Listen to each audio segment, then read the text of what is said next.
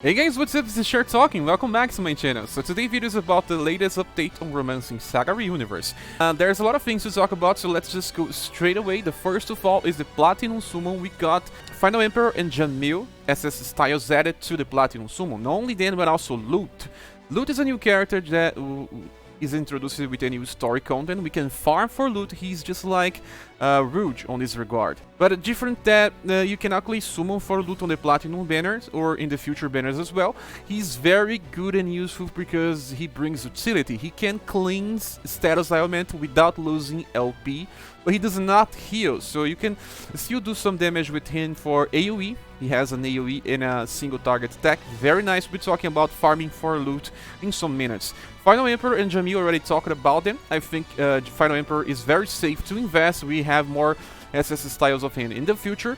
He has a triple S damage that compares to Ellen. It's the strongest final damage output for Great Swords in the game so far, but he will get more competition in the future. Jamil is a happier user. We only recommend chasing this guy if you do not have any other happier. I think even a Fat Robin can serve you pretty fine. We do not need a squad full of happier users.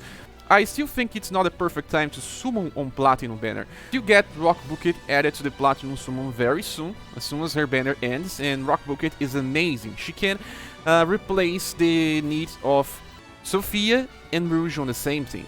Depends on how you play the game, because you still may want to just try to paralyze an enemy and heal on the same turn. Rock Bucket will have to choose between the two, but you can instead use Rouge plus Rock Bucket, or Rock Bucket plus Sophia. Diversity on your squad. So I do suggest you guys waiting to at least Rock Bucket banner ends. You could still wait a little more to Cordelia and Kongming banner ends as well. And let's just talk about these characters. Well, let's just start with Cordelia. Let's click here on Trial so we can check her attacks. Flash Pierce is very similar to Smash from Great Sword users. It has a C power with a 5 BP. It's very good if you awaken it once. You can just cycle between this attack for a lot of time. The second one is Tenside Around. Tenside Around is not so strong actually, because it has a B power, you see, only coming from C to B, with an increased BP cost of now 8 points. It's too much. I think you can also wake this to 6, but why would you do so? I still think Flash Pierce is the best use. Last one is Jewel Strike. Jewel Strike is best for some situations where you need some cold damage. You see, actually the Snake from Forest of Mystery is weak to cold and not resistant to Pierce, so she will be very good for Forest of Mystery, but I don't think many people still have problem with that. And in the future, when you need cold damage and you do not have a mage that can produce cold damage, she can be useful for those situations. But remember, this will use the endurance of the enemy instead of the will. A magic will use the will of the enemy to reduce the incoming damage. Depends on the situation, this can be better or not. But the game will choose which one will do more damage. If it's the Pierce resistance that is more resistant, then it will choose cold damage. If the enemy is more weak to Pierce, it will choose Pierce as the main source of damage. Now we need to talk about her style details. Self-improvement can recover her own BP when she attacks. She kinda needs that because Jewel Strike is just so high cost. 14 BP by SS power. You know, we will get some skills in the future that are not so costly, even with double S damage. So just because she got the ice element, she got an increase on the BP cost. Can be useful right now, but in the future she will get less use because of that. But Cordelia also receives more SS styles in the future, so investing on her right now can be useful. We also have to remember that she uses spears, and we do not have many characters that use spears in the game right now, and pierce damage is not so common as, like, say, blunt and slash damage. And happier users can only use it on the Hunter's Gambit formation, so only one at a time. Whereas you can use spears on Amazon Raid or Speculation. So this is Cordelia. Let's talk about the next one. We have Kongming. Kongming is very interesting because he is here trying to replace Blue on your squad. You can still use both together depending on the content. He has Light Ball, a very cheap skill that attacks all enemies with a power of A. But you can see that it inflicts darkness as well, very nice, and there's a lot of enemies that are weak to sun, like zombies and things like that. He also has Firestorm, so you can see this is a character that has dual elements, just like Rock Bucket. He's based on fire and sun. Firestorm is actually very high on coast, is like 11 BP. All range attacks. Seed power is not so bad.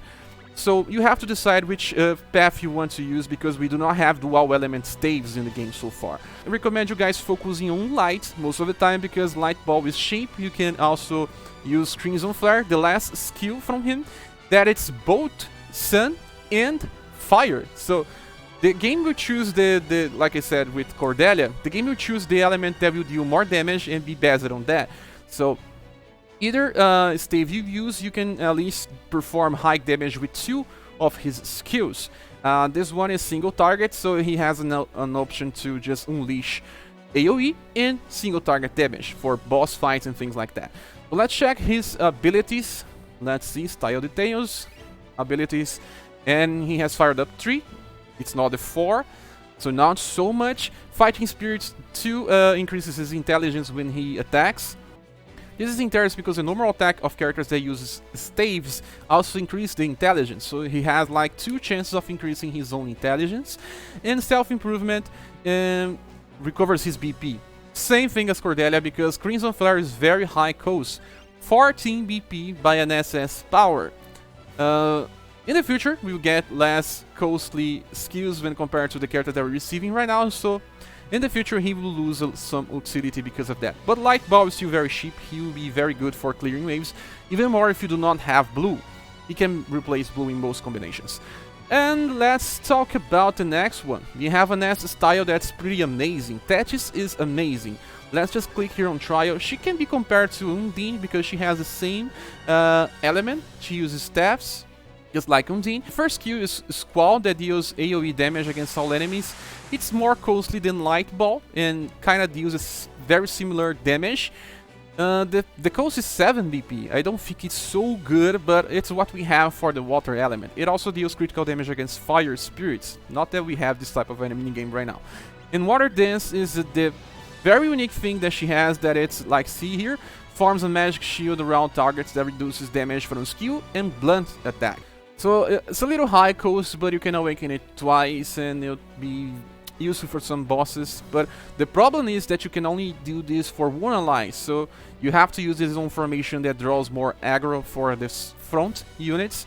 So the last one is Cyclone Squeeze. We also have this with Undine. It's a Ness damage with a very high cost BP.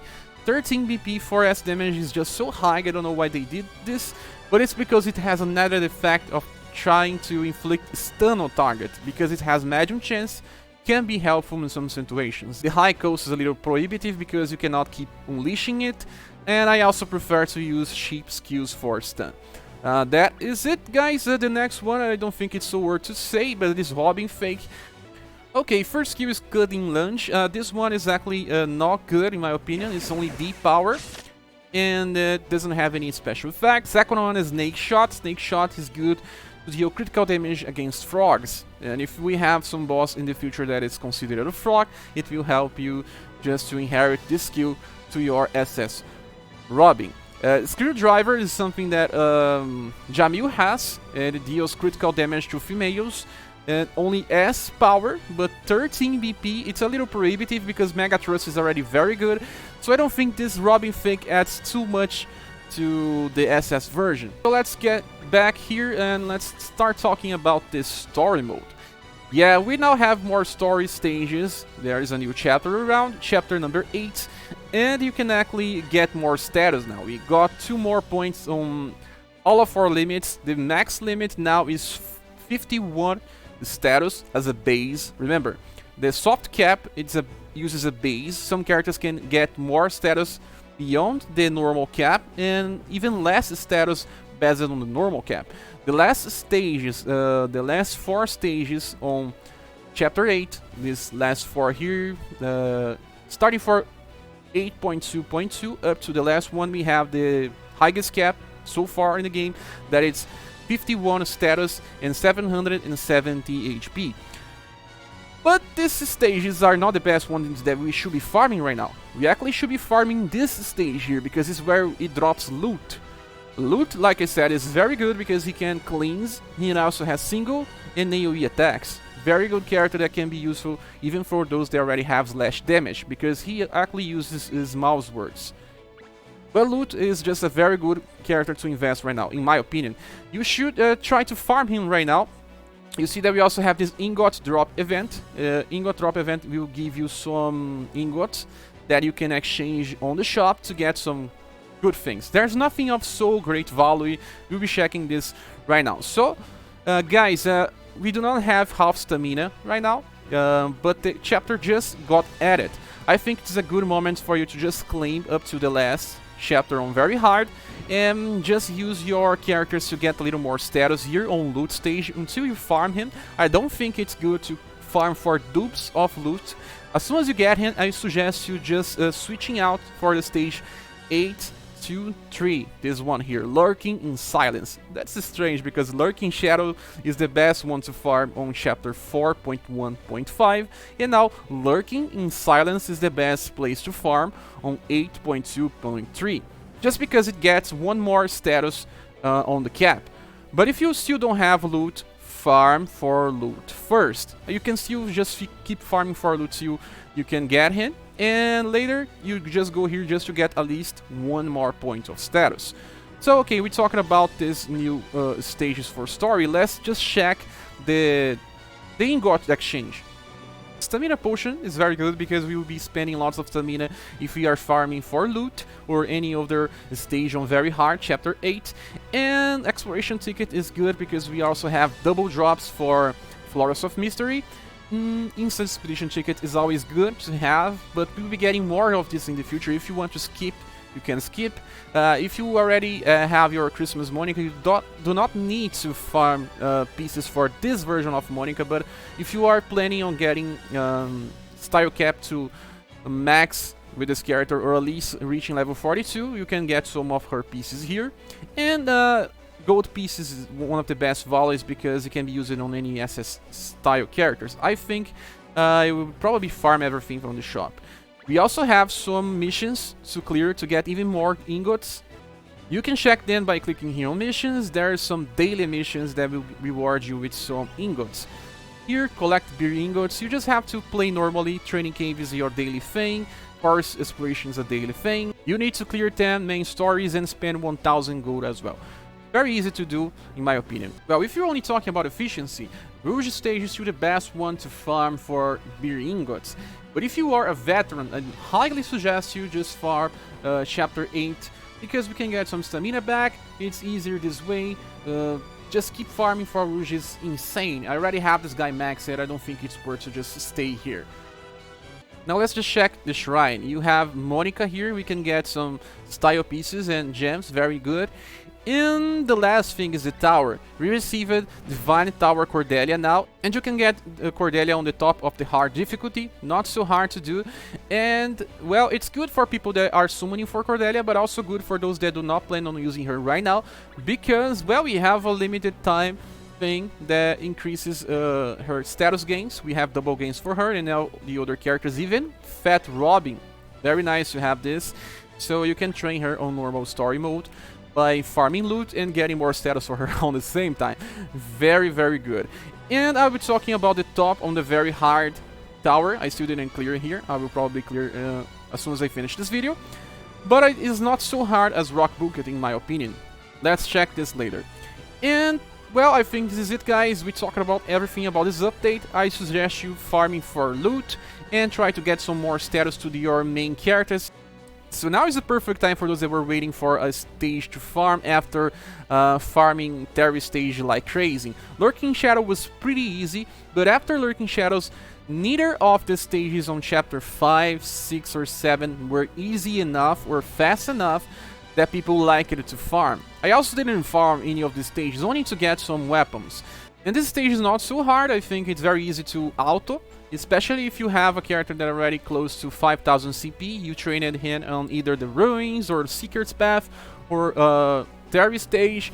You have now a better stage to farm and try to get something better than just weapons. Well, okay guys, this is it. Thank you for watching this video. If you want to support the channel, you can do so by either helping by Patreon, PayPal or the coffee button here on the description. We see each other on the next video. Bye!